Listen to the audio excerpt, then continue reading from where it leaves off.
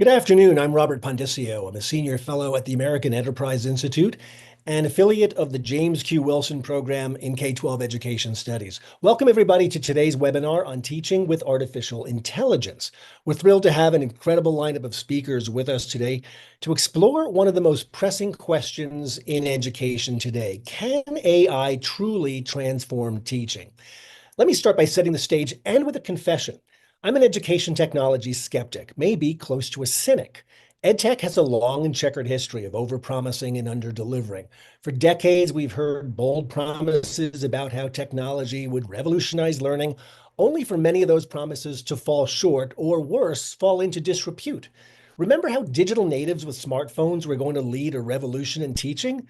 Well, now there's widespread talk of banning phones from schools and classrooms altogether.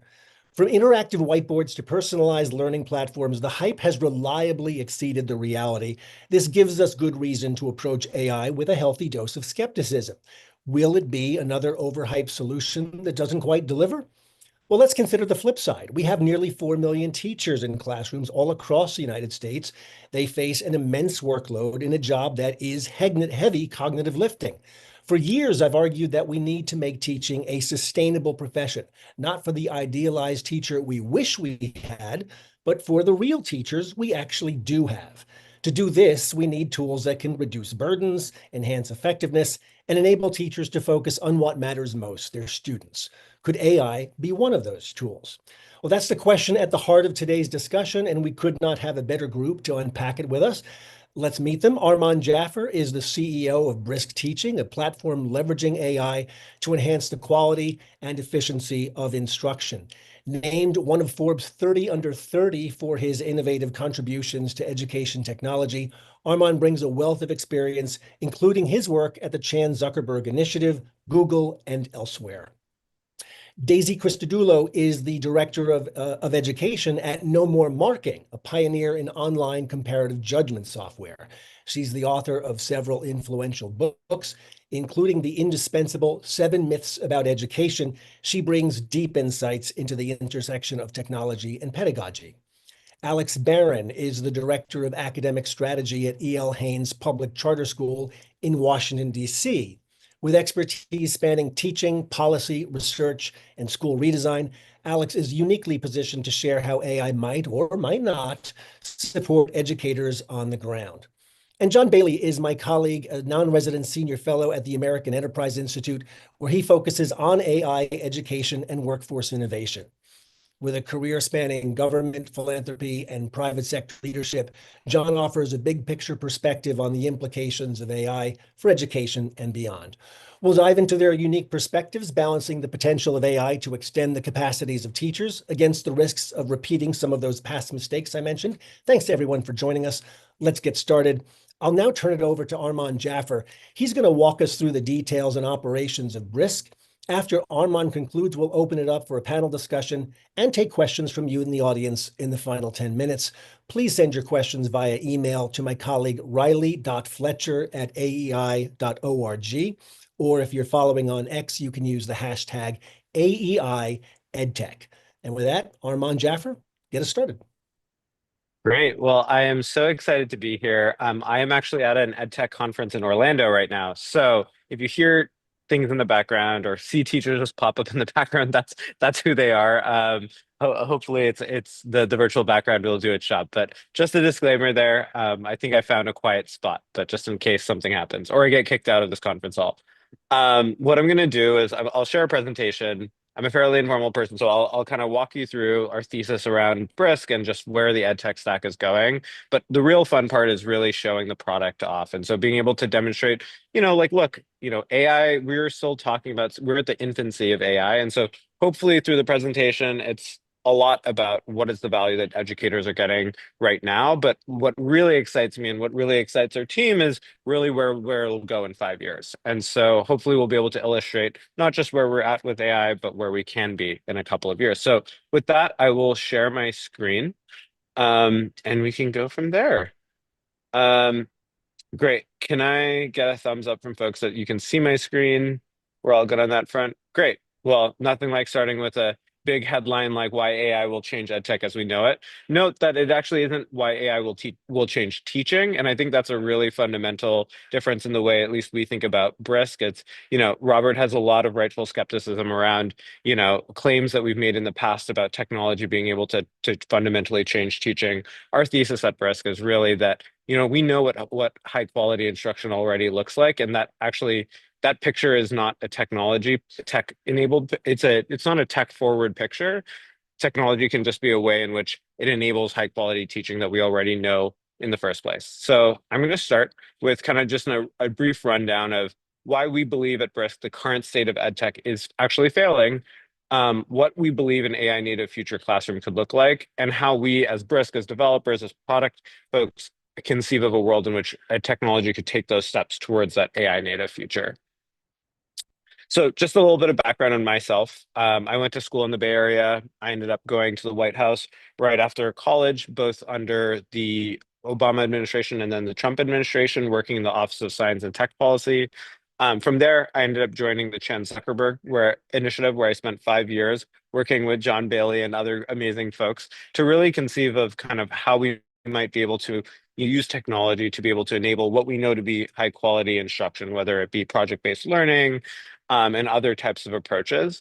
And there I kind of experienced something that I had to experience firsthand to really believe, which is, educators over the last 20 years have a lot of technology. And my project at CZI was to basically build a point solution called Notebooks, which was essentially Google Docs, but designed for the classroom, that was embedded within the Summit Learning program, which was a program that was built on project-based learning. And through that process, I felt like I learned a lot about kind of some of the areas where edtech is really failing. And I'll kind of walk through what we think those are. But right now, I am at Brisk Teaching. We founded Brisk Teaching in 2023, and we've been on a rocket ship. And so kind of really excited to kind of share why we believe Brisk has been doing really well and kind of where we're going. So let me just walk you into kind of where sorry, my slides are jumping ahead. Give me 1 second. It's a little slow. There we go. So let me talk a little bit about what we see to be the problem with edtech. So I actually wasn't around in the 80s, but I hear it was a fun time. In the 80s were also the first time where student information systems were introduced in the classroom as a way to be able to manage a lot of student data that was just starting to become digitized. But over the last 40 years, we have layered technology onto educator workflows, right? So the SISs in the 80s and 90s, in the 2000s, it was rudimentary learning management systems, Google Docs, then one-to-one devices happened, and technology has just been layered and layered onto educators. And now, what we see in the modern teacher workflow is actually it's just dozens of different tools.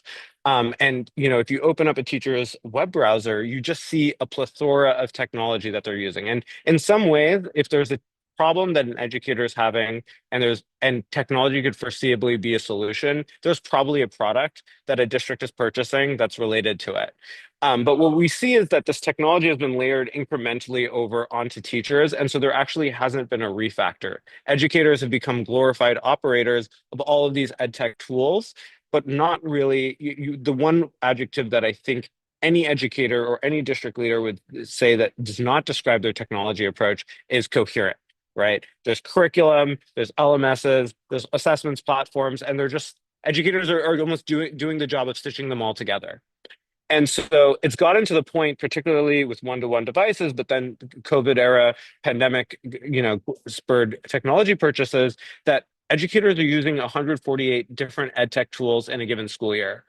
And it's mirrored on the student side. And so what you see is this intense fragmentation that, in our opinion at Brisk, is one of the problems that AI could potentially solve. It really doesn't grapple with the interconnectedness of teaching, right? When you think about what high quality instruction looks like, when you're grading assignments, it's not just to provide a score to students, but it's also to start to think about what differentiation looks like at the next stage. But our ed tech tools really fundamentally don't reflect that nuance because they're so fragmented. We all actually know, in some ways, the fundamentals of what high quality instruction looks like. This is an instructional cycle. If I walk into many districts, that comes up on the screen or is clear, which is like, we know whether it's assigning curriculum, tutoring, project-based learning, what high quality instruction looks like. It's some intervention. It's the distribution of the intervention to students who need that intervention, the assessment of impact, and then the adaptation piece. And that adaptation piece is not happening in most classrooms today. The problem with edtech is in some ways we've just added technology to each of these stages of the instructional cycle. So we have now core curriculum that reflects a lot of what the planning and instruction should look like. We have supplementary curriculum, we have LMSs that distribute it, we have assessments to be able to do it. But really what you're seeing is that teachers are really managing the relationships between these different systems, as you can kind of see here. You're taking data from one place and trying to put it into other, trying to reflect on how you should be adapting your core curriculum based on the content that you're seeing in your student information system or your assessments platform. And the problem with this approach fundamentally is like maybe you can manage this at the class level, but you definitely can't manage it at the individual student level, which is really what we think about when we think about differentiation. And so we're really excited at Brisk if we really care about things like appropriate challenges for students and productive struggle. We really need to think about how we can conceive of a world in which educators can give productive struggle for each student, which means that you actually have to build technology that reflects that level of personalization to an individual student. So to recap our thesis with Brisk, the problem and opportunity we see is that educators are overloaded. There are 140 different tools that they have to use in the school year. We think that the system is fragmented in a way that really cuts across what high quality instruction looks like. And the impact beyond teacher burnout is that students are frequently not challenged because it's actually impossible to scale these instructional cycles that we know to be high quality instruction. So let's talk about AI, because that's the topic that, we're all here to discuss. There's obviously a lot of optimism here. I'm at a conference right now, the Future of Education and Technology conference. I have to say at least 70% of the sessions are about AI. It is everywhere from songwriting sessions to, how does this help administrators? It's clear that people are really excited. But one thing I can also share with you is it's actually been disappointing to see 2 years since ChatGPT was launched, the use cases for AI that are called out are lesson plans. They are the basic resources. There is literally no depth that has evolved in the last 2 years of ChatGPT being out. And one of the problems that I see happening is that in some ways we're recreating some of the problems with the existing edtech stack. We're just extending the same patterns. I have talked to so many startups and legacy edtech providers that are saying like, okay, we're adding AI to our assessment platform. We're adding AI to, PowerSchool has added their Power Buddy to our SIS system, so you can interact with your PowerSchool data with AI, right? But there isn't a broader question of like AI it could be an enabler of actually a reconception of the system rather than just an extension of what we know. The problem is that the value of if you actually believe AI is transformative, and I'm both one of the most radical optimists with AI and probably one of the biggest cynics as well. But the thing that I don't want to happen is that it'll be incremental. The value be pigeonholed. You will go into the platform you've always used and be able to do something 10% faster when we think that in some ways there is a broader opportunity with AI. And if you actually look at these time-intensive workflows, the real opportunity is to actually be able to automate some of that work that teachers are doing between these systems, which is really where we think that the value of AI will accrue. So our question with Brisk is how do we reimagine the ed tech stack itself, those fundamental building blocks in the era of AI? So let's talk a little bit about Brisk. Brisk in its very essence is our belief that we can build a tool that starts with the existing paradigm A, which is where the edtech stack exists right now. If you go to the exposition hall right now, you will see 100 different vendors that are doing amazing, great work. And we can't ignore that work that's happening now. But in some ways, they're an obstacle to what we believe could be a more coherent, easier workflow for educators. So we embed with the current system, but want to build a bridge to be able to get to a place where some of these opportunities can be unlocked. So what we've decided to do is to build personalized and integrated AI directly into the legacy edtech stack. So rather than building a new platform for a teacher to use, you can actually start with an extension that automates some of the workflows where teachers are already working. So they have not just the integration piece of like the last mile delivery problem, but also you're able to capture data exhaust across a teacher's workflow in really meaningful ways that can then be used as a starting point for further differentiation personalization. In some ways, if you think about this core instructional cycle, you can say, okay, we're going to build a platform, say Summit Learning Platform, which is what I worked on at the Chan Zuckerberg Initiative, do all project-based learning, curriculum, assessments, all those things. And you're either in the Summit platform or you're not. Or you can build automations that are so light that you can use it within the existing system, but still get the benefit of AI. And that's kind of the approach we've taken. So this approach has worked. We just hit 1 million teachers, almost all of which are in the United States. I think you're all familiar with the number of teachers that, almost 4 million. So we are used by over 1 in 5 teachers in the US at this point. And we really think that educators are latching on to how easy Brisk is to use within their existing system, rather than you having to use using a whole different platform or tool.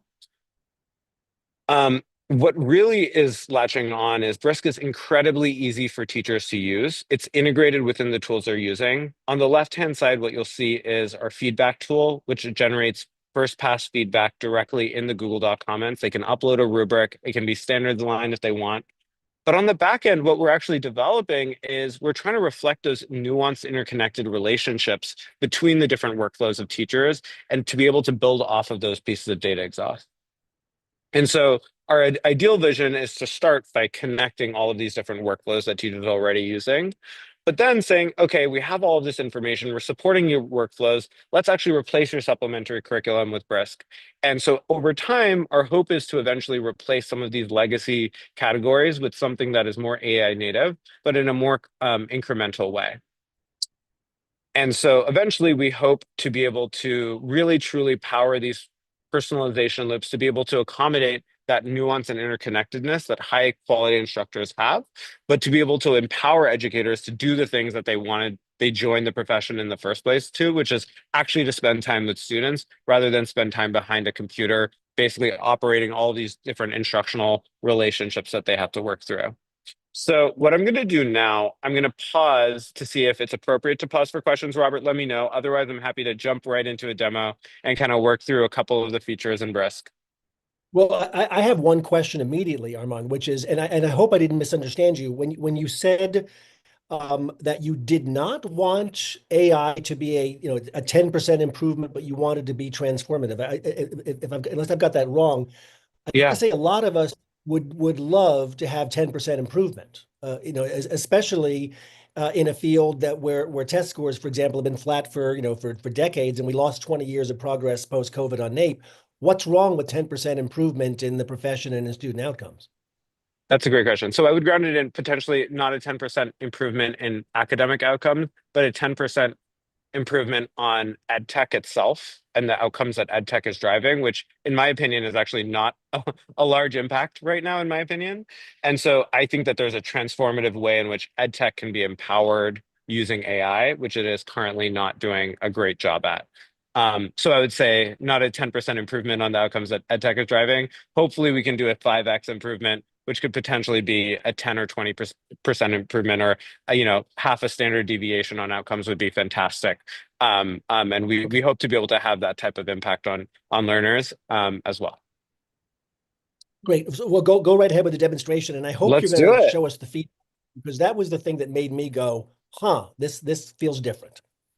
Yeah, as some of you know, we may have I had the chance to to present at a working group at AEI recently, and it was really great to get the feedback from some of the state chiefs that are there, and it's been a really great catalyst for us at Brisk to kind of grow in a couple of those different states. So, Brisk is really easy to use. All you have to do is press add to Chrome. As you can see here, we just hit 1 million users, which we're really thrilled to kind of do. And it's really easy for a teacher to start. No rostering, nothing. They just go and start. And 90% of our users are free users, which basically means that we've been able to grow really quickly, because we really fundamentally think if educators don't have a lot of capacity to spend in their personal money. And so we've been working with a lot of districts and schools, but try to increase access as a starting point. So what I'm going to do is I'm going to open up a piece of student work. We find that educators are frequently, reviewing student work in the digital in on their digital devices. This has actually changed since I went to high school, when I was still printing out work and sharing it with teachers, and they were writing it up with pen and paper. What we've found is that 95 to 100% of educators, especially in the middle and high school levels, are submitting or having students submit all their work digitally, or almost all of their work digitally. And so the idea that they're spending their Sunday nights grading papers is actually something that a lot of district administrators care about, because they're losing a lot of their teachers to burnout. And so we find that often grading is something that can be really time intensive, and something that could potentially be addressed using AI. Now, AI is not going to provide grades to students, but it can definitely be, if we think about it, like autocomplete, to be able to help teachers with some of the basics of feedback. So I'm gonna, this is a piece of student work. I'm gonna resolve some of the comments I just made this afternoon. And let's click targeted feedback, which is one of the feedback styles. We can go in and upload a rubric. So it's pretty easy for an educator to just say like, hey, I have this rubric. Maybe my district just provided it. Maybe I've used Brisk to create it. And what you'll see here is it'll ingest it. And then I'm going to say Brisk it. And what it's going to do is it's going to take that content, read it, and then draft first pass feedback directly in the Google Doc comments, as you can see here.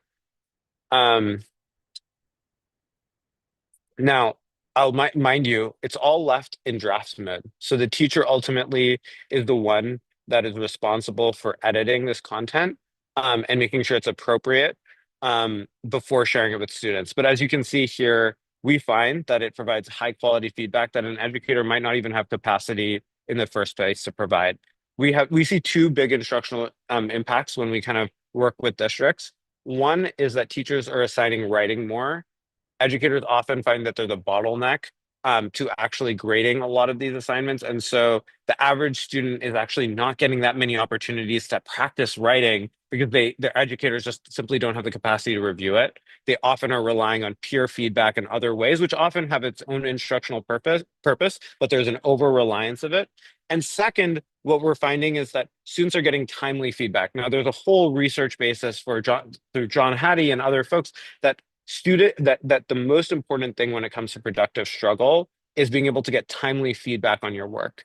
And so by being able to take this from 2 weeks to 2 days, students are actually getting a lot more opportunities to actually revise, to actually improve their work, rather than getting feedback 2 weeks later. By then, for a student, the instructional impact of that feedback is basically nullified. And so being able to deliver feedback just in time is something that we've found to be incredibly impactful in the districts we work with. I'm going to pause there. That's one of our tools. Any questions or thoughts? Oh, sorry, I had to unmute. Well, if you don't mind, Arman, why don't we just throw right out to our panelist, and Alex Barron, I want to start with you. You have been piloting Brisk AI in your classrooms for a couple of months now. I'm wondering if you could walk us through some of the things you're noticing with your practical, real-world experience about how your teachers have been adjusting to using these tools. Yeah, thanks so much, Robert. And thanks and kudos to you, Arman. Your team is leading into this tech in a super thoughtful way. And I think from inside the schoolhouse, it's funny to watch teachers adjust to the AI. Sometimes it's like, it's watching a grandparent use an iPhone for the first time, where they're like amazed by it. But it can also be disorienting for sure. And I loved your starting slide with all the tabs, because that really is what computers of teachers look like. They have tons of tabs. And the reason they have so many tabs is because they have so many jobs to be done. And I guess in prior ed tech, we were really good at saying, okay, we need a printer because we have to print out copies for kids. We need a calculator because we need to calculate. And I think what was interesting about watching teachers use Brisk at our school is that we often start our pilots with what's a specific problem that teachers have and what's an education tech solution that can solve that problem. And I think with Brisk, one of the things that we were wrestling with a little bit in our pilot is it was more the opposite. It was like, oh, we have this amazing LLM technology, And large language models are great at like remixing and generating text. So given that we have this awesome LLM, now how do we backward map to which teacher jobs map onto that challenge? And so it feels like we have an amazing solution, and what we're trying to do is match the solution to a problem. So we're still trying to find what are the most important problems to match this solution with. And I guess to be specific, you just showed the teacher feedback tool, and I think for us, we did have a couple teachers use that. And for context, I work at a pre-K to 12 charter school in DC. So I gave this to first grade English language teachers. I gave this to seventh grade science teachers, high school math and English teachers, the whole gamut, special education teachers. And I think at the end of the day, a couple of things that popped up as the most highly used are what you said, which is one, differentiation at the end of the day is teachers' biggest challenge. They have so many kids with so many different learning needs. And when I talk to teachers and watch teachers use the platform, the biggest thing that they were doing were creating reteach plans most often, just because it's like we taught the quadratic formula, kids had these three main misconceptions, let's generate, using Brisk, 3 reteach plans that target those misconceptions. And that was super useful. We also have a ton of English learners and we have people from all over the world. And so using the language translation features, I think the one that you showed, which is the feedback tool, we had a couple teachers use that. Interestingly, some of our strongest teachers were the most hesitant about using it because as much as we complain about grading, we don't want to grade. It is a sacred part of our job, and feedback feels adjacent to grading. So we had a couple teachers almost say like, oh, I used it and I tried it, but it felt a little icky and I need more experience. So it's interesting to watch teachers lean into it, but certainly for weaker teachers, it's maybe better feedback than they might give by default. And the last thing I would say is I had a couple teachers say, wow, we like loved the exit ticket tool or the quiz generator or things like that.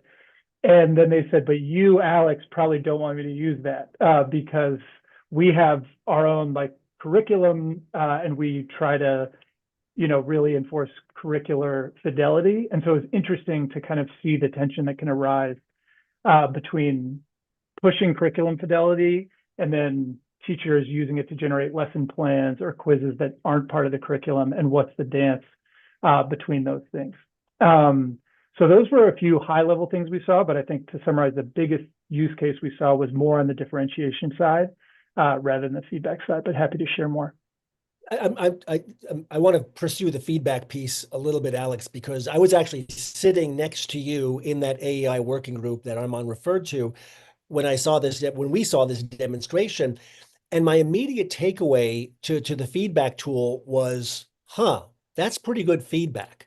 In other words, we were the same thing, analyzing a piece of student writing, giving feedback.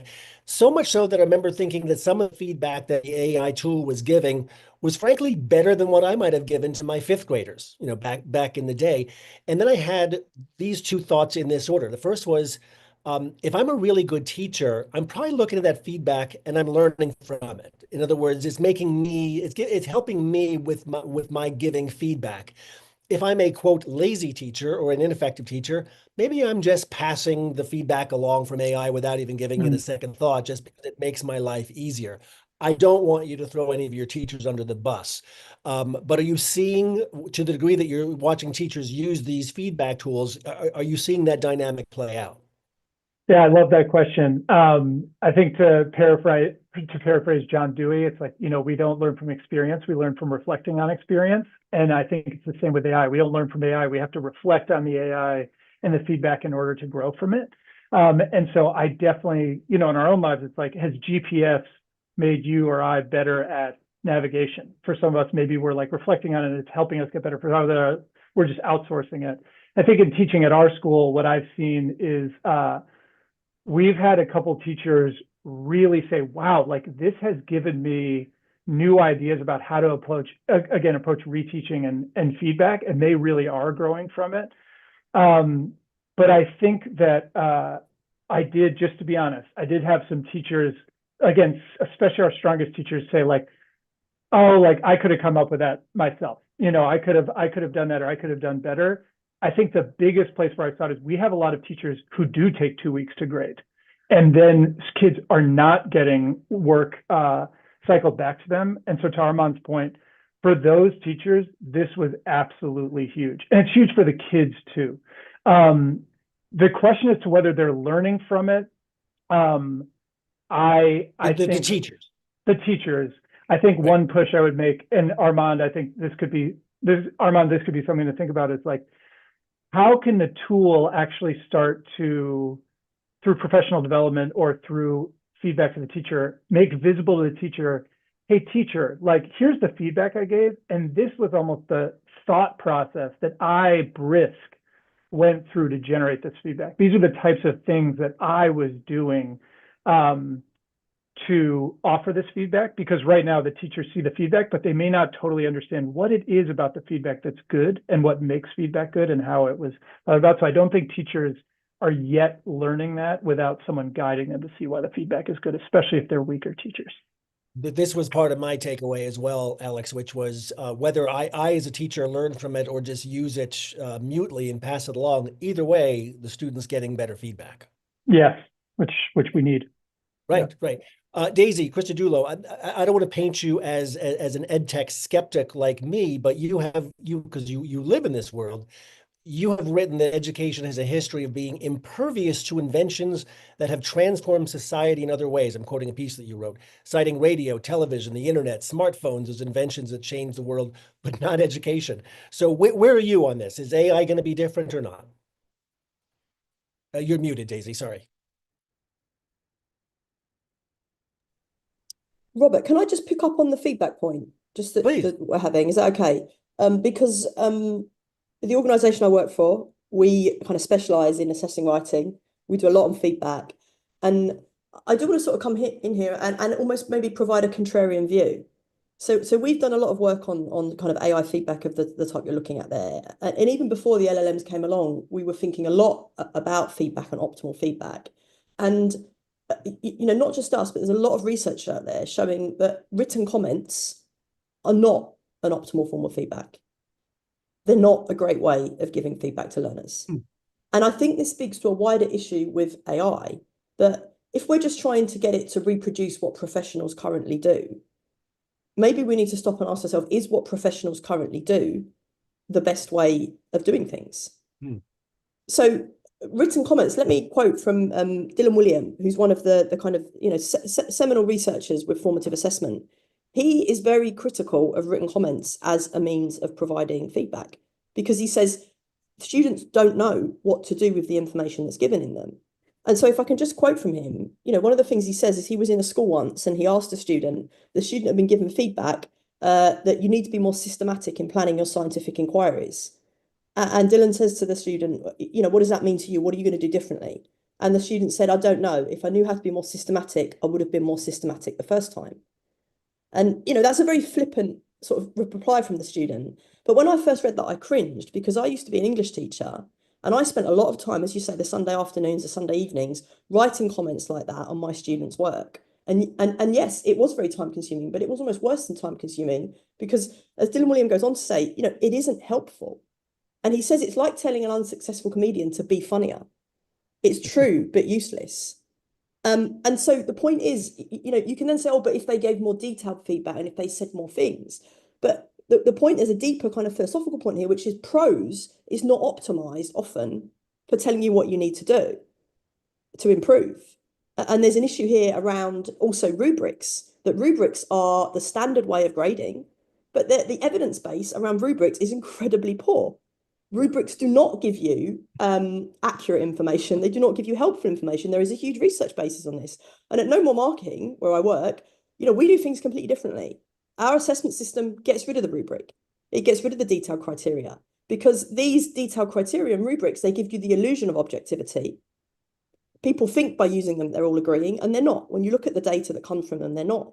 So part of me, look, the reason for getting AI to do the written feedback is just to say, well, look, if it is mostly performative, let's have the performative thing completed by computer. But let's not kid ourselves, I would say, that all of those written comments are really moving the dial on student improvement, because there is vanishingly little evidence to suggest that they are. Okay, can I interject? Jim, I had this idea in my head, Daisy, and I don't know, maybe I got it from Dylan William. I can't remember the research site, but it's something on the order of 1/3 to 1/2 of all feedback that teachers give to students is actually bad feedback or ineffective. Does this ring a bell? So in other words, Yes, if that's the definitely. case, Yes, regardless of yes. what the figure is, if teachers are not very good at giving feedback, then this strikes me that we're kind of in a cul-de-sac here. Either their ability to evaluate the feedback that AI provides will be less than helpful, or they don't know good feedback when they see it. Robert, I can go even further here and address the question Yeah. you started off with, which is, quoting one of my pieces on why hasn't technology transformed education. The reason why technology hasn't transformed education, my argument is because education is in the grip of really bad ideas. And this actually ties into the feedback point. So what does Dylan Williams say would be optimal feedback? He actually uses an analogy from baseball. And he says, if you look at, and actually I think there's a lot of reason to look at professional sports, because I think professional sports are very good at giving feedback in a way that educators often aren't. And he talks about how, a baseball coach might break down all of the different steps involved in a particular, in a particular sort of motion, in a particular play. And he calls this, he says, you don't just need to say to someone, you need to be more systematic. You need to give them a recipe for action, specific steps. And one of the reasons why this does not happen in education is because we are in the grip of a fallacy that skills can be taught directly, right? And actually, to go back to something Arman said, when he talked a lot about project-based learning and how we know that project-based learning is optimal, I would disagree. We know that project-based learning, there is not a lot of evidence behind it. And project-based learning is problematic because it is attempting to teach skills directly. And that ties into the feedback problem. The reason teachers don't give feedback well is because what you really need when you're giving feedback is to break a complex skill like writing an essay down into its systematic steps and teach those. And often when you do that, what you are doing doesn't look like the end goal. It doesn't look like the project or the final skill. That is the way to give really good feedback. But we are trapped in a model where we think we can teach skills directly. So technology, in this sense, for all that I am, we work with AI and we do a lot of very interesting things with it. But, you have to get the fundamentals right. And if you are just essentially playing around with a kind of educational Lysenkoism, then all the AI in the world is not going to solve that. Yeah, if you don't mind, I think this is a really interesting conversation, because the way I think about it, and I really appreciate your contribution, Daisy. I wonder if there is like a breakdown between form and content, right? Where the content is, what does high quality instruction look like? Now, feedback might not be the vast majority of educators might not be providing high quality feedback right now on the content basis. And then on the form basis, I think you mentioned written comments are not something that have traditionally kind of moved the needle. I'd be curious kind of what is that new world that we want to move towards. But I think on that content piece, I think the interesting opportunity with AI is it is so adaptable, right? What you shared around, most educators are giving feedback in a more direct instruction way where you didn't think systematically about this. What we've at least found from educators is that, one of the best ways to provide feedback is to use a lot of probing questions to help that student actually in that metacognitive process. And so we've included some of that. But really, I think that the opportunity that's so exciting to me personally about AI is that as a developer, as someone who's working with districts, we don't need to necessarily bring the pedagogical perspective, that we can empower educators and their administrators with the tools to be able to create the instruction that they want to see out in the world. We partner with districts, for example, that are really UDL focused, and they want their teachers to be creating only UDL based lesson plans. And so we can work with them on those solutions. And I think that's the optimism I bring, where the previous generation of edtech had to have a very strong pedagogical perspective, like a project-based learning perspective or an anti-project-based learning perspective. And what I see that is really the flexibility of AI is that the technology can be flexible. And I'm curious if you agree with that, or if you feel like, hey, that this is like that the content itself can be adaptable based on what we see as high quality instruction, whether it be kind of some of the comments you're making around rubrics not being aligned or feedback being too direct instruction based. And I'm curious if that feels responsive to some of what you're sharing. I think that technology can be flexible. I think one of the issues with LLMs in particular is because their strength is language, it's got us into the mindset of thinking, looking at things that we can do that involve language. And as I say, you know, we're really influenced by Michael Polanyi's work on tacit knowledge, that sometimes there are things that are it's hard to do with language. And I think we know from the data that with grading essays and giving feedback, we often default to doing that with prose rubrics, when actually prose may not be the optimal form. So I think, you know, what's that line? You know, we shape our tools and then our tools shape us. We have a tool at the moment in the form of generative AI that is very good at language, but I think we still have to be careful to recognize that those kind of written comments in particular, it may be very good at producing those, but that may not necessarily be what we want to be focusing on. John Bailey, Yeah, let me go ahead, Arman. And I was just say I'm really excited about the non-language application of generative AI, because I think that's an opportunity that developers, including myself, have not been able to fully invest time in. But for example, we're really excited to allow students to provide voice recordings of reflections that they're having as they're working on essays, so that teachers can also provide feedback on that the process itself rather than the product, which we find that often educators are focused on the product, but not the process. But the process is really how you become a better writer. And so I think there's so many more opportunities I see actually with AI to say, there are ways in which we've been over relying on prose as a means of delivering feedback, because an average educator, you know, who has 100 students in Texas in a large district is not going to be able to get you know, provide non-language based feedback. But maybe there's this opportunity here to actually scale what we know is high quality as well. But I'll throw it back to John. John, unless there's something that you want to unburden yourself of, I have a specific question I'd like to ask, which is you probably have the broader view of what's out there by dint of where you sit in terms of, you know, who's building what for whom and what use. So I'm really interested to hear your perspective on this conversation and where you're seeing the energy in AI tool development. Is it, hey, teachers, tell us what you want to do and we'll build a tool, or is it a productivity tool? Where is the smart money, so to speak, going in this sector right now? And is it going to be useful?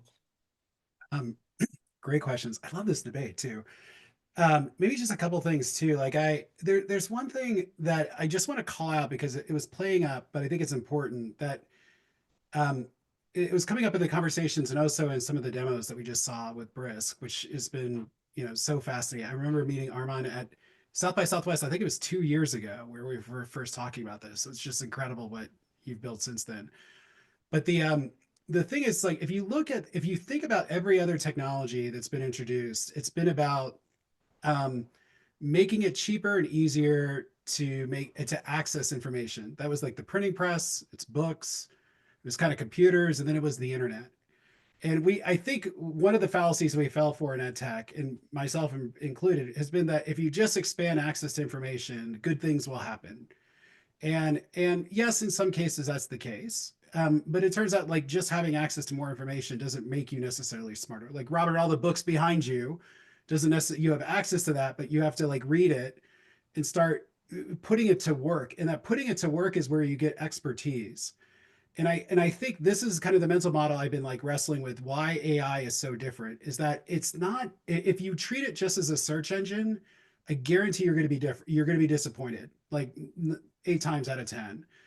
But if you think of it as you have access to different types of experts, that's when the wonder and the amazing thing comes up. And what Arman was just showing you was different types of expertise that could be applied to different types of challenges inside of a classroom. And that a teacher all of a sudden now has a teaching assistant that can help them with analyzing or it's a bunch of more action verbs because of the expertise that's kind of encoded into these systems. And that's the thing that I think is like amazing, is that all of a sudden the cost of accessing expertise is going down to 0. That right now a superintendent, if they want to write a parent communication, they have an expert that can help them in that. If a teacher needs some brainstorming on how to translate a student's IEP into a lesson plan that works just for them, They have access to an expertise that can kind of do that. And you can give it sub-expertise, your district's curriculum. You can give it additional sub-expertise, which is project-based learning or not project-based learning, or core curriculum or not. Like all this sort of like sub-expertise that can kind of play out. So I think that's like what's so powerful, and what for me feels like this is very different, a very different moment in technology's history than what we've had in the past. Now, your other point, and this gets a little bit what Daisy was saying too, I actually think like the thing that excites me the most right now is we have AI. The AI that we all sort of know is you can it reads and you text back to it. But the more exciting modalities that are coming out are the ones that you talk to it and it listens to you. If you haven't played with ChatGPT's advanced voice, it's amazing. Like it understands your emotional sort of tones in it. It responds in an encouraging way, or it could be funny. It's just more human-like. And right now, like 50% of my ChatGPT engagements are all talking to it and talking back to me. The next generation of this is vision. And Google sort of showed us this a couple months ago. ChatGPT sort of very discreetly kind of rolled it out at the end of the month. And that's where all of a sudden ChatGPT not only reads and not only listens and talks, but it also sees. And that's a very different world that we're entering in, where a student can be giving a presentation and an AI system is listening and watching and responding and giving feedback in all the different ways that Daisy was just talking about, or all the different ways that a teacher would want. And I think we're not seeing new applications in education there quite yet. There's one company, Speak, that's doing this in language. We're seeing a lot in healthcare. Healthcare is already generating a lot of amazing tools guiding surgeons based on what the AI is seeing in video with diagnosis. And so I would say for a lot of inspiration for us in education, look to healthcare, because it's very similar. You don't want to disrupt that parent or the patient doctor relationship. It's highly technical. It needs to be informed by continuous bodies of research. And it's also, I mean, it has high stakes if you get it wrong. And so, but I think we're seeing amazing breakthroughs there that are going to help inspire some new applications in education. I don't think I've seen that in education quite yet, but I think it's there for the taking. Let me ask a super blunt question, John. Answer this how you will, and Armand and Daisy, feel free to weigh in as well. The people who are developing these tools, in their candid moments, how are they describing them? Are they saying this is how we teacher-proof education, so to speak, or are they thinking of them more as productivity tools? So I think that's a complicated question in some ways, because you have the model providers like OpenAI and Google with Gemini and Claude. What they feel like they're building is just an amazing set of intelligence and experts that could be used in a whole variety of different ways. And it needs to be clear for everyone watching today too. I mean, they're not quite sure what they're building yet. Like you have to think of it as they built these capabilities, and then they're releasing them in watching to see how people might use them and how they might employ those and use those. And so, I know Sam Altman from day one has talked about this should never replace a teacher, but he's very, very passionate about the fact that this could be a tutor. And I've heard the same thing with talking to CEOs over at Google. We had NVIDIA CEO come to AI, and he was also very energized by this. And you can't understand it unless you begin playing with the models and also seeing what they're seeing on the horizon, which is this vision understanding, voice understanding interaction. So I think, in that respects, they're thinking they're building amazing expertise capabilities that could be used in a whole bunch of different ways. And they're not quite sure how. And that's where they need people like Arman, they need people like Alex, they need people like Daisy and like you too, Robert, asking the skeptical questions, but also finding the use cases of saying like, that's a distraction, or that's actually going to amplify and accelerate really bad instruction. But also this is, my gosh, like OpenAI, you never thought of this. This is going to be amazing in terms of making parent communications better and more efficient. And it's going to help with chronic absenteeism. It's going to help us bring parents in. It's going to diffuse anger. Like there's a whole litany of use cases there that have yet to be untapped. So that's what I've experienced so far. Okay. Alex is the one among us who still goes to a place called a school Monday through Friday. What do you want these tools to do? What's going to make your life? Well, maybe that's the wrong question. Not what's going to make your life easier. What's going to improve student outcomes for you and your schools and your students?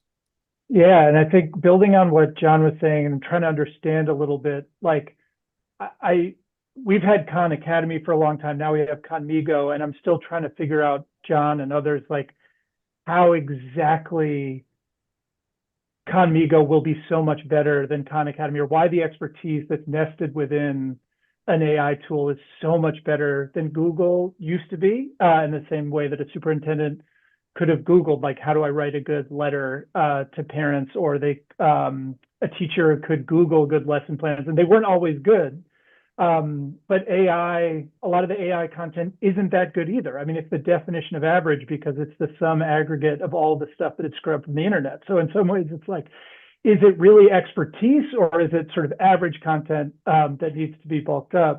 And I think I just say that to say I'm still trying to understand why this will be transformational and different.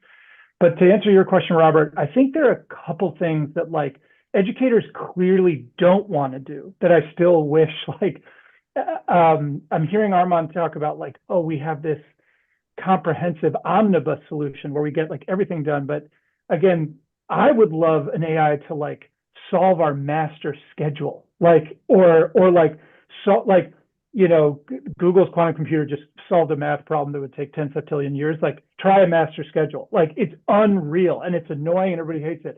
Try solving substitute teaching arrangements on a daily basis for a school district with 80,000 people. Like, those are things that I would like clearly love for AIs to do that are very specific, very singular, and not necessarily pedagogical or learning based. And I'd close by saying, like, on the learning based side, I would be so thrilled if Khanmigo or some of these chat-based stuff could get so good that a kid would feel, especially a struggling student, would feel comfortable engaging and being tutored by it. I'm just trying to figure out why that tutoring relationship would be so transformationally different from like them watching Khan Academy or some of the other self-teaching tools that are out there. But maybe it's the conversational aspect. I think we'll see. But that's what I'm still trying to wrap my mind around. But if we could do that, I would love that, to have every kid have their own tutor. That would be great. Arman, you want to go ahead?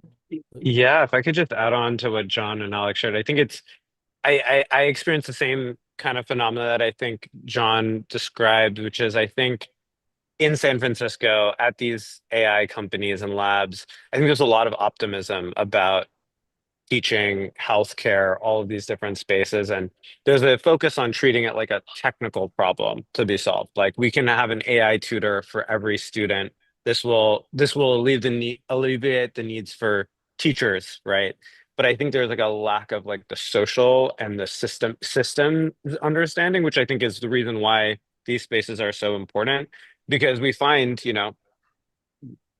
I'll pick on Conmigo for this example, because we've kind of seen it in place and stuff like that, and there's been a lot of criticism. But this concept of like an always patient AI tutor that a student is just going to open up and power up and kind of go and use isn't something that we're seeing play out in classrooms. And I think there was just this belief that from the Sam Altmans of the world, who I greatly respect in so many ways, that all we need was just a chatbot for a student to be able to engage with. And it's kind of, John actually mentioned this earlier, there was this illusion in the 2000s that all we needed was the internet. If a student could have all the resources that they would have had in the library at their fingertips, that would solve the need for education. And so I think really the thing that's interesting, and the reason why I think it's important to be so embedded with educators in classrooms, is that teaching is a very social problem, and you need to be able to build the systems in place to be able to hold students accountable, to keep them in productive struggle. These are challenges that teachers have by themselves.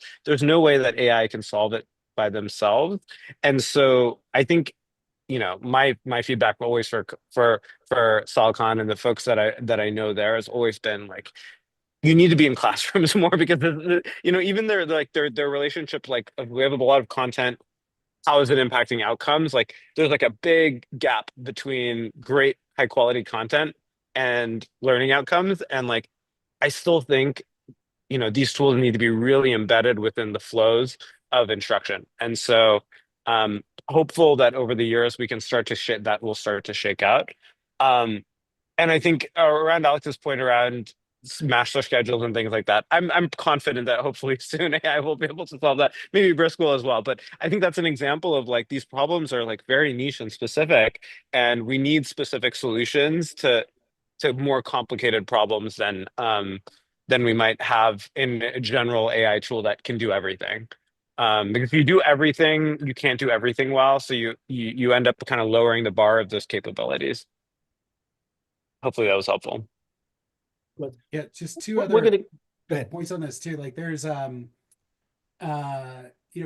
who used to be the CEO of where's or the superintendent Hey, Mongo outside of- Honeyford, yeah, he's Camden, New Jersey. of New Jersey. He's building something called Timely, which is trying to tackle schedules using AI. And so I think there's something there too. Also, there's an interesting experiment. It's not it's accessible to like a developer community right now, but Google has a LLM that they've trained on just high quality education materials. They call that Learn LM.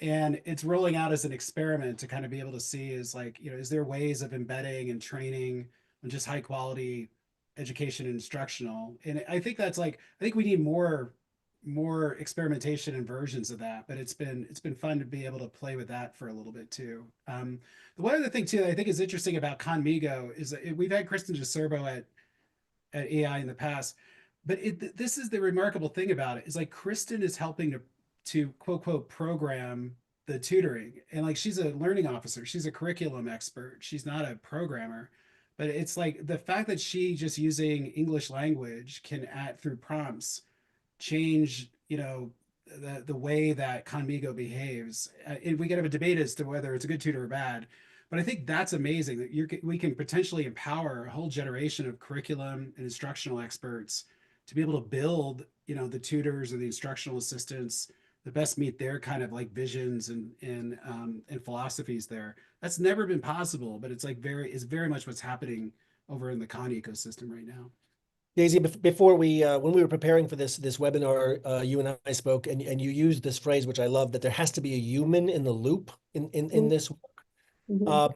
And that's one of my immediate takeaways from this conversation is maybe the speed limit to all of this is the human in the loop, so to speak. In other words, for years, I've had this idea that, hey, look, if we had better productivity tools, if we were able to maximize teacher time on task, take away some of these other tasks so they could have time to give feedback, develop relationships, et cetera, then this would only be good.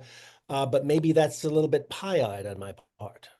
Well, I think the thing I wanted to chip in with this previous discussion is I don't think anyone so far has mentioned the issues that generative AI has with hallucinations and reliability, stability. And I think these are going to be these have not been solved. They might have Can been you say more about reduced. what those are, Daisy? Well, the fact that they will generative AI, so not all forms of AI, but the new LLMs, like large language models, they do have a propensity to make stuff up. They're not always right. They're not reliable. And certainly there's ways in which they've reduced that since maybe some of the earlier models, but I don't think there's any model and there's anyone out there claiming that they are always right. And in that sense, actually, it's even different from Google. Actually, you look something up on Google, on Wikipedia, you can trace back the source often. But with LLMs, particularly, and again, I think this is issue with Conmigo, particularly with maths and with numbers, they do struggle. And as I say, this reminds me a little bit of the sort of discourse around self-driving cars. Yes, they've got better and better, but they still make mistakes. You can say, well, they make fewer mistakes than humans, but if the kind of mistakes they make are particularly egregious or particularly hard to track, how do you design a system that makes errors like that? It's how do you design a system around a probabilistic LLM model? And because I approach this, we're from the world of assessment. A lot of people in assessment, the technical experts, they think about this in terms of the way engineers think about it. They need some kind of stability. They need some kind of reproducibility. And these probabilistic LLM models, that's an issue. And I also think it's an issue if you're going to use them as tutors if students are engaging with them, because one small error can lead a student completely, on the wrong tack. So the reason I say there has to be a human in the loop is not just because the social and empathic side of it, although I do think that's important. It's also because I don't think these technologies are in a situation, not just in education, but anywhere else, where they can just be let loose. And so one of the things we spend a lot of time of thinking about in normal marking and where a lot of our applications work is we've tried to think about the most efficient and effective ways of integrating the human in the loop. Because often it doesn't make sense to just say to a human, oh, just check what the LLM's done. Often that's the default way of putting the human in the loop. That's actually not very efficient or effective, just getting a human to check the working. What we're trying to do is to find some more sophisticated and efficient ways of integrating the human insight and the human accuracy. And what does that look like? Well, at the moment, the way we're looking at feedback is actually not to get the LLM to directly generate it, because we have tried that and we think it makes too many errors. We then tried saying, well, let it do that and let the teacher check it. But what we found, the feedback we got from the teachers, is the time it took them to check everything, even if the error rate was quite small, the time it would take them to read the kid's essay and read the feedback and decide if the LLM feedback was accurate, it was quicker for them to just do all the marking themselves. So that was not an effective way of putting the human in the loop. They either just weren't doing it or it was taking them longer than it would have done. So we've moved to a different model, which is what happens now is our teachers, they will leave audio feedback on a piece of writing. And what will happen is we have AI that does two things. It transcribes the feedback and then it combines it together, and it does give the written feedback for the student. But actually, more importantly, in terms of our model, our theory of feedback, is it prepares a whole class feedback report for the teacher with suggested next steps for the teaching. So with the model we're using is actually not to have the AI give direct feedback. It's to provide, because the teachers are giving the audio feedback, that's much, much quicker than them writing it down. So we can actually get lots of crowdsourced teacher feedback and give it back to the student and the teacher in a much more efficient way. So that's what I'm saying about trying to come up with, clever ways of integrating the human and the AI. I just realized I'm losing track of time, and I promised we'd go to audience questions sooner than this. So let me give the hashtag out again. It's hashtag AEI EdTech, or you can email your questions to riley.fletcher@aei.org. That email address is on the promo for this conversation. Here's a question from Dana Goldstein. Nice to see Dana in the audience. I could see this essay grading tool, meaning the Brisk tool, being really helpful, but I'm worried about the temptation to use it as a substitute for actually reading through students' work. We want students to generate their essays on their own without really relying on AI. They should read the book, not just the AI crib notes. They should be coming up with their own thesis statements, struggling with structure, grammar, etc. How do we ask students to put in that hard work when AI is available as a crutch, if adults aren't going to be fully reading through what they produce? I think of this, by the way, as somebody referred to Google Maps, which has actually made me dumber. I can tell you every street within a 5-mile radius of where I grew up, and I can't tell you the names of the streets in my own town now because I have Google Maps to do that for me. Arman, you wanna have a crack at that one? Yeah, I think this is a great question and something that we hear about a lot, less from educators, but I think something that does come up. I'm not a former educator, so I often just parrot the folks that use the tool, and I can only share those experiences. But what I've heard from teachers is, one, they are professional, so they deserve professional tools. And so if you think about different sectors and being able to build productivity tools, it should make sense if we treat educators like every other profession, that they are empowered with tools that can help them do their job efficiently and more productively. And so if you think about the role of a student and a teacher, often the student is to stay in productive struggle, to be able to develop new skills, and for teachers to help facilitate that process. And that often means holding them accountable to keep them in productive struggle. I think when I think about an educator's role, is to provide the best instruction, the best learning outcomes for that student in a way that feels safe and is able to acknowledge the whole child of the student. And so if a tool is able to help a student if a tool is able to help instruction and help students eventually, like, I think that is the end result we're all shooting for, whether it's AI or direct instruction or any other kind of instructional approach. I think AI is just a tool like anything else. And since educators are not being held accountable to developing their own like writing skills in some ways, and they're there to do a job, we often feel that we often hear that educators feel like it's a responsible decision for them to actually use Brisk or another AI tool. So that's kind of what I've heard from educators, but I'm curious anyone else on the panel has thoughts on that. Yeah, Alex, back me up here. Let's play reality check here. Come on, this is in a world that had Cliff Notes when you and I were kids. This is going to make it a lot easier for kids to just kind of bluff their way through, right? Yeah, and teachers. I think, there was at a friend's school, they sent out a note to all the kids saying, if you use ChatGPT to write your college essay, you will face disciplinary action. And then at the same day, they sent an email to all the staff members saying, we know you have to write a lot of college recommendations. Please feel free to use ChatGPT to generate those things. And I think to Dana Goldstein, I love your work, by the way. I think one of the hardest parts about teaching for me was always holding myself to the same standards that I held my kids to. If I'm going to ask them to be quiet and focus for 90 minutes, am I able to do that? Or to be nice to each other, be fair, all these things. And I think, to Arman's point, teachers aren't practicing writing. That's what the kids are practicing, but teachers are always practicing reading student work, making sense of it, and giving feedback. That's the teacher's craft that they should be continuously improving in. And so that's why I stood by my point that I want AI to help with the parts of teaching that teachers don't want to do and are maybe not directly related to the act of teaching and learning, all the administrivia that teachers deal with. So I do worry a lot about cheating. We have kids turn in paper-based writing first the week before, so they have to have written something by hand the week before they turn in something on the computer. And Arman has some great strategies around showing Google version history to show what were all the changes that were made on this essay within Brisk, and that's another way that we try to detect cheating from students as well. I love this question. First of all, I also want to say I love Dana's book. I also want to just say, like, big fan of Teacher Wars. But I actually bring an analogy, I guess, to add on to Alex's point, which is like, I think about it like sometimes when I jump into an Uber and it's very clear that the Uber driver is not driving off of the Google Maps directions. And so I think we want to live in a world where maybe we're in the middle, where the driver has the directions up, can decide not to go use the Google Maps directions, but is at least aware of what the recommendation is. Because I think you don't want someone who's an over-reliant person on Google Maps as a GPS and drives into a pond, which has happened to people.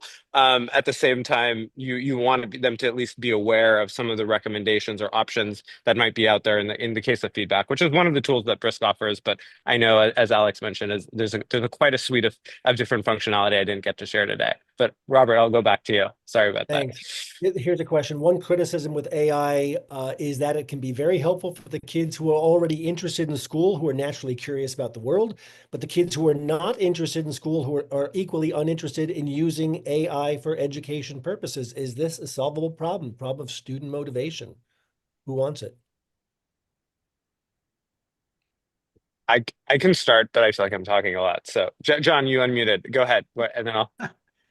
I think it could be. I want to caveat this. Like, I think I see the potential of this doing that. And again, but you have to kind of play this out. You have to look at the capabilities where they're evolving. And that when the advanced voice, again, it's hard to understand it unless you play with it and see it and hear it. And again, when you add visual to it, and then you add this like ability that if you're a student and you're struggling to understand a concept, like I've never seen a technology that no matter what concept you give it with an interest you have, it can make connections. So if you say you want to learn fractions and connect it to Taylor Swift or football or cooking or the great works of Robert Pondiscio, it'll do that. Like it'll use that examples and like, maybe that can help engagement. Can it be worse? It can't be worse than in some ways that we're not engaging students right now. And so I think that's worthy for some experiments. But I think where the real engagement is going to happen is when you see some of these multimodal capabilities coming out. You're seeing it already in unhealthy ways. Like the New York Times today just had a story about a teenager that's having a relationship with their AI chatbot. That doesn't happen if it's dry and boring. And I think like that is like problematic. That's where this capability is going like in a wrong direction. But if students are developing these kind of emotional connections to it in an unhealthy way, I think there's like a question for us is like, is there a way for us to use that in a healthy, productive, positive way to help make these lessons and materials and curriculum become more alive and more engaging? So, but I think it's going to be up to us and teachers steering it as opposed to just letting it sort of play out. Daisy, you kind of touched on the subject of this next question, but let's dig a little bit deeper. One concern about AI is that teachers will use it to create lesson plans, and that those lesson plans won't be very high quality. Khan Academy and other organizations may be able to boost the quality of responses teachers get, but for schools and districts that aren't using one of those providers, how do administrators ensure the quality of materials generated by AI? I mean, my own answer to this is a problem that precedes AI with teacher-generated materials, but does AI make that problem worse? So yeah, if I take that one, I get this comes back to the point I was making again about sort of hallucinations and the issues Right. with the reliability of AI, which is that large language models are not kind of truth-seeking missiles. They are, you know, they're probabilistically kind of predicting the next word, and so it matters kind of what is already out there on the internet because they're learning from what's out there on the internet. So I know that what a lot of people, certainly in the UK, have been playing around with this, trying to get it to do lesson plans, have found is that AI is very keen on learning styles. Learning styles don't exist, but often LLMs will mention learning styles or recommend using learning styles because the internet's full of them. So, you know, that's one issue you've got if you're using AI to create learning lesson plans. And I recognize, yes, there are workarounds for these, and you can train models in different ways and so on and so forth. But I do think that essential point about what these models, how they work and what it is that they generate, it does mean that completely eliminating hallucinations and errors is always going to be difficult. Robert, I take your point that teachers make errors too. And of course, we know that lots of teachers believe in learning styles as well. So yes, I take that. But I think I would say the solution to this, we have had methods of reproducing, reliably reproducing quality sort of textual information for 500 years. It's called a textbook. And there does seem to be a thing both in the UK and the US where people are very wary of textbooks and seem to think that they are somehow something negative about them. But they have a lot of value, and where they particularly have value is in their ability to aggregate lots and lots of high quality examples. And we know that students learn through examples, and they need lots of examples, not just one or two. And I think both in the UK and the US, there is a real issue with teachers being expected to create everything the night before. And my worry is that LLMs are just going to reinforce that, to say, oh, we can make it again. It goes back to the point I made earlier, is we're just trying to find ways of making our current working more efficient, rather than asking, is our current way of working really delivering value? You know, there is nothing so actually as inefficient as doing efficiently something that isn't effective, right? So we need to be looking at what's really adding value. Yeah, Another question from the audience. It seems that we still have a lot to learn about how to implement AI safely for children in a way that won't harm their intellectual development or mental health. Given that, is it irresponsible to fully unleash AI into classrooms right now? What do we think? Well, I don't know. Well, I'll take a shot at this. Like, I'm not sure anyone's saying fully unleash AI in the classrooms. Like, I at least everything I've seen from state guidance that's come out from the departments of ed. I've seen U.S. Department of Ed guidance, even the way districts are. It seems in a very measured way, and I feel like folks are trying to figure out what does it look like to respond in a way to surface what are some of the risks and what are the downsides and mitigate that, you know, pretty quickly. They get it right sometimes, they get it wrong other times, but there's a pretty strong commitment there. But I think generally speaking, this is up to, again, districts coming up with rules of the road for their communities, their classrooms, about what's the appropriate way of using this and what's the inappropriate ways of using it. I do, and like, we're having a pretty good conversation as a society too about what responsible AI looks like. We have 2 good roadmaps from Congress right now, bipartisan ones. And so I think that's gonna play out over time. So I worry about that. I know others do too, but I don't think anyone's saying like, let's just unleash this inside the classroom. I just want to just go a little deeper in one thing that I feel within the school is that the utility of the AI is directly correlated to the amount of information that the AI has about the kids. Because the more information it has about the kids, the better it can customize its teaching to the kids. And it was interesting when Arman was presenting, he presented as a feature like, hey, teachers can just add this and they don't even have to upload their roster. He said that because it's like, I'm not uploading my roster, I'm not uploading their demographic data, their test scores. But as an educator, part of me is like, I really want to upload my roster. I want to upload every single thing that I know about my kids so that your tool can give me better stuff that's tailored to them. And I think that is a tension point here. And another tool I've used is Panorama, which they already have a lot of data about our kids, and now they're building an AI tool so they can generate a lesson plan using data about our kids. And that data is fully secured through the Panorama platform. But a lot of these tools, we worry a lot about confidentiality, where if I upload an Excel spreadsheet about my kids and all their stuff, I don't really know where it's going. So just to close, there's just this tension between wanting to tell the AI everything about the kids so that it gives better stuff, but not wanting to divulge too much about our kids.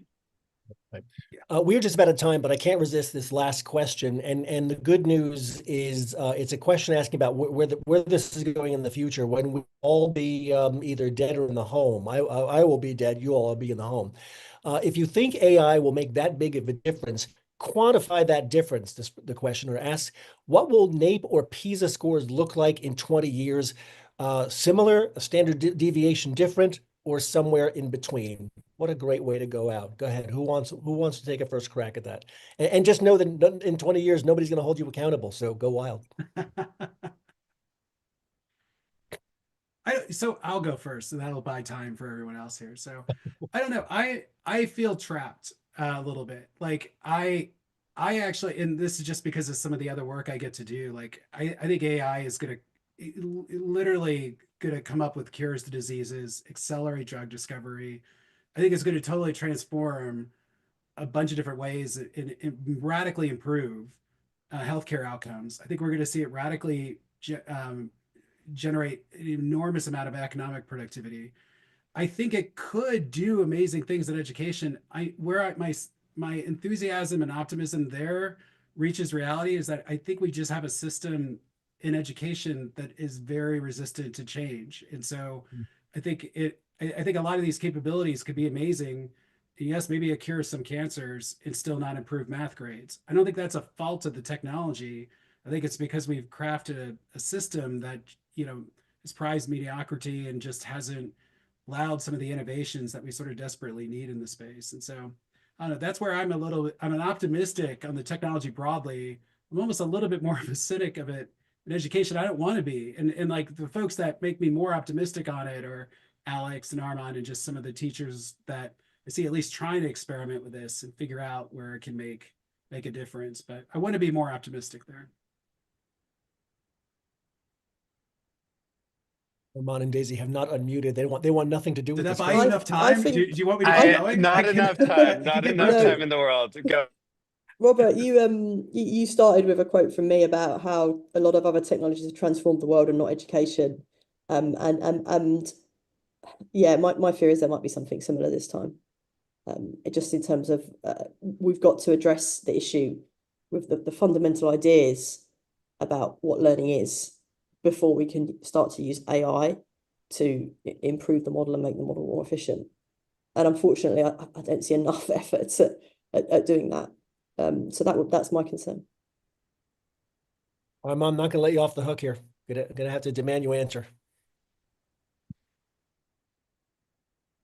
I think about this in terms of like a distribution of outcomes that could potentially happen because I think there's a lot of uncertainty in this world, and I don't purport to kind of have a grasp about how these things might go, but might have some. I see two scenarios. I think one is a lot of this right now. The reason why we're having this webinar and all of that stuff is like hype, right? Like I think that there's just like a lot of enthusiasm and excitement about AI, and so in any hype cycle, you have like a peak and then a trough. And so I think that is probably going to happen. I think the question for me is whether there is something at the end of that trough that is productive and AI actually enmeshes itself within, the ed tech stack, within core instruction and those basic things. I think it's not never going to meet that peak expectations, but I think it'll probably be in the middle. And so where I define peak expectations is like AI tutors, we don't need teachers, all the crazy stuff that, not crazy stuff, but just, all the things that I think we're hearing out there in the world. And so I think where we're going to net out in that like product, where AI is actually like implemented with productivity and things like that is I would fathom like a potentially like a range of like 5 to 15% improvements in test scores, but I think those are all just so enmeshed within assumptions that I can't really be held to, but I think that just quantifies the like expectation of like we know what high quality teaching looks like. We're not going to transform the way students are educated. We're going to make it easier for educators to do some of the things we've been asking teachers to do, but they have their tote bag of good intentions and there's just too many things in that bag that they're being asked to do right now. And hopefully we can carry some of those things for them. So I think that's where I net out. I'm going to give Alex Barron the last word as our frontline educator, but I'll give my own answer, which is for 20 years before I was in education, I was in the world of journalism, and a point that I've made several times in recent years is there's never been today a better time to be a well-informed news consumer because you just have access to all manner of information. The caveat is you got to do the work yourself. The gatekeepers are just not as effective or interested as they used to be. My gut call, and I have the least experience with education technology of all of us, my gut call is we're going to see a similar phenomenon in education, that this will lead to a golden age if you are motivated, if you are curious, if you have the discernment to use these tools well, if to your point, Daisy, you're not substituting Google for actually knowing things. That would be my best guess. But Alex, you get the last word. Robert, that is actually exactly what I was going to say. And to be specific, I was a preschool teacher, I was a fourth grade teacher, and I taught high school math, and I've taught college. And when I taught high school math, I thought that my job was to teach kids high school math and teach them the skills of high school math. And the thing that I realized was the most core part of my job was to convince the kids that, one, they could actually do math, which they didn't believe they could do, and two, that it might matter to them and be good for them. And once I'd convinced them of those things, once that mindset shift had been effectuated, the learning of the math was the easy part. The motivational part is the whole piece. And so what this makes me wonder is if we can somehow as a country reform our national ethos about education as something that doesn't matter, something that's unserious in our country, and treat it the way some other countries treat it. I don't know what NAEP scores are going to look like in 20 years, but I'm very curious about what Vietnamese scores will look like in 20 years, or countries where education and learning are deeply valued. And if kids who are super motivated are going to learn a lot more. And I just close by saying, if we can find a way to really take education as a field seriously and motivate kids to want to learn, then I think there's real potential for some of these tools to make a big difference. And that's my closing optimistic take. Terrific. Alex Barron, thank you very much. Thank you, John Bailey, Daisy Christodoulou, Arman Jaffer, and thanks to all of us who took part in this conversation. We will see you next month.